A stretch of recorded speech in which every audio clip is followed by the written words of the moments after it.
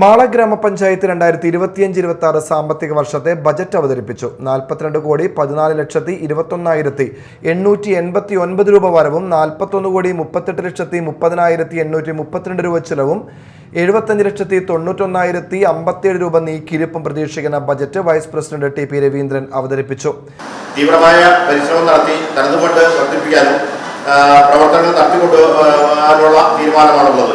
നികുതി ഇനത്തിൽ 2,22 ലക്ഷം രൂപയും നികുതി ഇതര വരുമാനമായി 1,19,100,000 രൂപയും അടക്കം 3,41,100,000 രൂപ തനത് വരുമാനം പ്രതീക്ഷിക്കുന്നത്.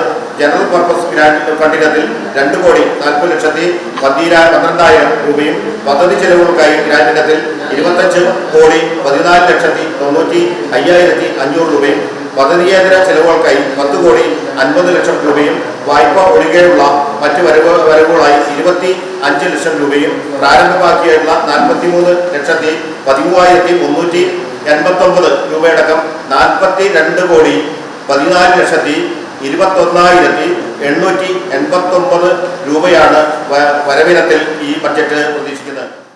നെൽകൃഷി വികസനം 26,70,400 രൂപ, പൊതുകുളങ്ങൾ സംരക്ഷണം 1,35,00,000, അംഗൻവാടി പ്രവർത്തനം 90 ലക്ഷം, വയോജനക്ഷേമ പ്രവർത്തനങ്ങൾ 18 ലക്ഷം, പുതിയ റോഡുകളുടെ നവീകരണം 1,51,90,000 രൂപയും ബജറ്റിൽ വകയിരുത്തി. ഗ്രാമപഞ്ചായത്ത് പ്രസിഡന്റ് ബിന്ദു ബാബു അധ്യക്ഷത വഹിച്ചു. യോഗത്തിൽ പഞ്ചായത്ത് അംഗങ്ങൾ, ജീവനക്കാർ, മറ്റുദ്യോഗസ്ഥർ എന്നിവർ പങ്കെടുത്തു. അതേസമയം പൊള്ളയായ ബജറ്റാണ് പഞ്ചായത്ത് അവതരിപ്പിച്ചതെന്നാണ് പ്രതിപക്ഷത്തിന്റെ ആരോപണം. 4 വർഷം മുൻപ് ആരംഭിച്ച മാലിന്യമുക്ത കേരളം പദ്ധതിയുടെ ഭാഗമായുള്ള MCF പൂർത്തീകരിക്കാൻ ഭരണസമിതിക്ക് കഴിഞ്ഞിട്ടില്ല. കഴിഞ്ഞ വർഷം ആരംഭിച്ച പദ്ധതികൾ ഒന്നും സമയബന്ധിതമായി പൂർത്തീകരിക്കാൻ സാധിച്ചിട്ടില്ലെന്നും പ്രതിപക്ഷാംഗം ജിയോ കൊടിയൻ ആരോപിച്ചു. 4 കൊല്ലം മുന്നേ മാലിന്യമുക്ത കേരളം എന്നൊരു പദ്ധതിയുമായി വന്നിട്ട് അന്ന് വെച്ചൊരു മാലിന്യ സംസ്കരണ കേന്ദ്രം MCFുമായി ബന്ധപ്പെട്ട് 4 വർഷമായിട്ട് അവർക്ക് അതിൻ്റെ ഒരു കല്ലെടുത്ത് വയ്ക്കാൻ പോലും അവർക്ക് ഇതുവരെ സാധിച്ചിട്ടില്ല. ഇനി വെറും 8 മാസമേ നമുക്ക് ബാക്കിയുള്ളൂ. ആ ബാക്കിയുള്ള 8 മാസം കൊണ്ട് മാലിന്യമുക്ത പഞ്ചായത്തായിട്ട് പ്രഖ്യാപിക്കുമെന്ന് പറയുന്നതൊക്കെ തന്നെ വളരെ ജനങ്ങളെ തെറ്റിദ്ധരിപ്പിക്കുന്നൊരു പ്രവണതയാണ് അതിൽ കാണുന്നത്. അതുപോലെ തന്നെ എനിക്ക് തോന്നുന്നു കഴിഞ്ഞ വർഷത്തെ സ്പിൽ ഓവർ പ്രൊജക്റ്റായിട്ട് വന്നിട്ട് സ്പിൽ ഓവർ പദ്ധതിയായിട്ട് വന്ന വർക്കുകൾ 3 കോടി രൂപയുടെ വർക്കുകളാണ് സ്പിൽ ഓവറായത്. കാരണം അത് ഭരണസമിതിയുടെ പിടിപ്പുകേട് തന്നെയെന്ന് പറയേണ്ടി വരും.